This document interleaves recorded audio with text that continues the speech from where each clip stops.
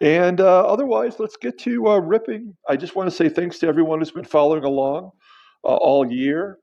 I hope everyone is going to have a great holiday season. I hope that if you've been nice, that Santa brings you what you want. And if you've been naughty, then you'll get what you deserve. Such as this person who sold me this rack pack from Mercari. I want to try to do this as gently as possible so that none of these cards get damaged. But yeah, this was not what I thought it would be when I bought it. So I'm trying to be gentle in case there is something really great inside. I don't have a good feeling about it. There we go. So we're going to start off. Yes, so these are repacks, and as you can see, there's a little bit of smudging from the ink there. The corners are pretty decent for a card this old. I mean, it's 47 years old. I was born in 1971, so I'm 49, and these are 47, so they look pretty good. The color is good, and you can see how they've airbrushed the logos on back then. So we're going to start off with Phil Hennigan. Oh, and then Dodgers catcher Steve Yeager, Steve Jägermeister, as I like to call him. And then we have White Sox second baseman Mike Andrews in those old school 70s Sox uniforms.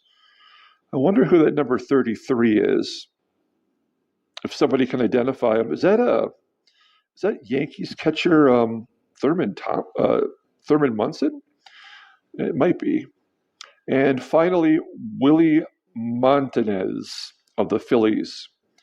I love these old inaction cards. I mean, this is about the time when they stopped just doing portraits of players, like with Phil Hennigan here, and they switched over to more action shots in which I don't know. I mean, the framing is not great. There's a butt in the foreground, some guy standing around in the outfield. I mean, so we're not going to criticize him for early photography.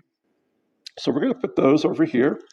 And let's see, I'm going to gently cut this open with my new sharpened knife.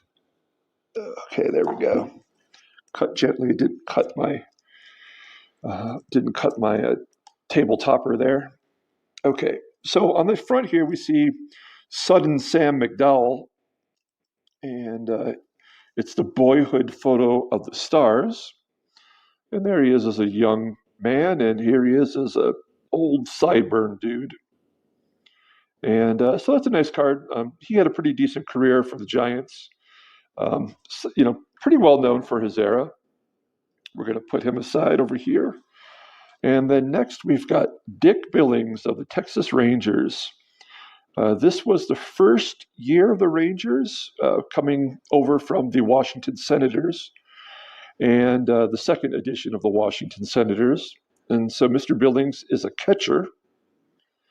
And then we're followed by Pittsburgh Pirates pitcher Steve Blass, who I'm sure if you're a baseball historian, you'll know that he's the original pitcher who got the yips. It was called Steve Blass syndrome for a while, something that like Rick Ankiel had, or Mackie Sasser, the catcher, who couldn't throw the ball back to the pitcher, or Chuck Knobloch had a problem throwing from second to first. So it's a real deal. It happens. And Steve Blass was probably the first notable pitcher to go through that issue. And then LaRon Lee, outfielder for the Padres. All of these cards, I mean, they're in pretty good shape. This one is clearly off-centered, bottom to top. And so here we go getting to the main event with the Bob Gibson card, which I'm trying to carefully not cut into. So the Bob Gibson card is, this goes for anywhere from like $15 to $20. If it's in a PSA 10, which It's pretty well centered. It looks good. The color's good. I don't see any blemishes on it. So with a PSA 10, it goes for $700 to $800. So this might be worth grading. I don't know. Tell me what you think in the comments if you think this is something.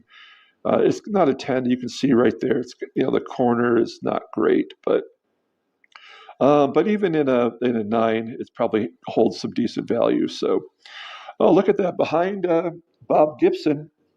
Wow, what a crazy coincidence! It's Raleigh Fingers, and you may remember from a mailbag day that I did a while back. I purchased a Bob Gibson's autograph, and I also purchased a Raleigh Fingers autograph. So it's serendipity that they are back to back.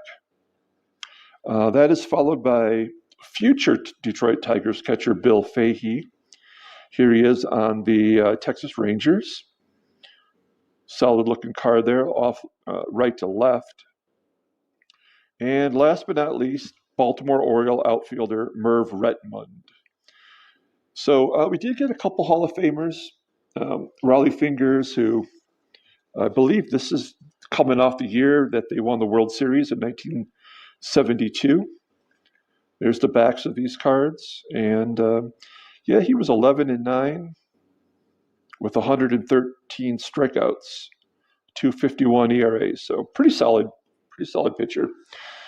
So, I don't think I'm going to get my money back out of that, but it was fun opening them up, and I'm happy to have the Bob Gibson and the Raleigh Fingers.